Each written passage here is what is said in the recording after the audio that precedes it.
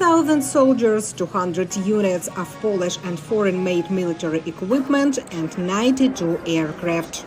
This was Warsaw's largest military parade in almost 3 decades. The parade included M1A1 Abrams tanks bought from the US, K2 tanks, and K9 self-propelled howitzers bought from South Korea, also HIMARS rocket launchers and Patriot air defense systems. Polish military analyst Jaroslav Wolski says the parade is a display of the country's military power. We cannot afford to show weakness because, unfortunately, the only language Russians and Belarusians understand is the language of strength. We demonstrate new equipment and that our army is changing.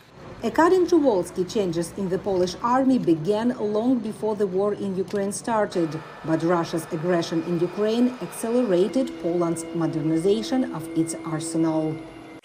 Two factors played a role here, an increase in funding and the need to urgently fill the shortage of equipment, since we transferred about 30% of the land forces equipment to Ukraine. Since 2010, the Polish army has been a fully professional force after mandatory military conscription was abolished. Most soldiers come through military schools. To increase the army's size, Poland recently instituted a system that gives volunteers a chance to become reserves, explains Colonel Justyna Balik, a spokeswoman for Poland's Central Military Recruitment Office. The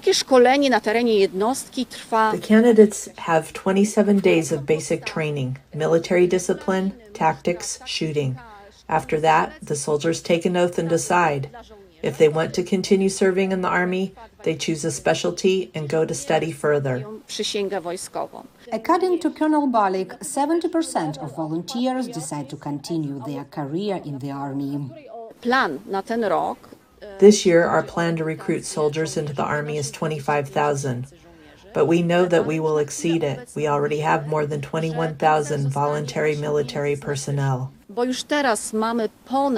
2035, Poland plans to almost double the size of its army, from 175,000 to 300,000.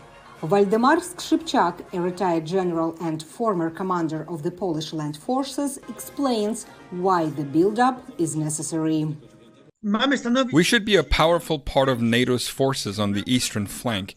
We feel safe because of NATO membership and believe the alliance will protect us, but of course with our participation. Therefore, Poland wants this army to be ready for defense. But military analysts say there is currently no direct threat from Russia or Belarus to Poland thanks to the presence of NATO troops on Polish soil. Observers also say Wagner Group, mercenaries on the Polish-Belarus border, are too few to be a significant danger, and the Polish army has learned to deal with provocations from both Russia and Belarus. Lesia Bakalets for VOA News, Warsaw.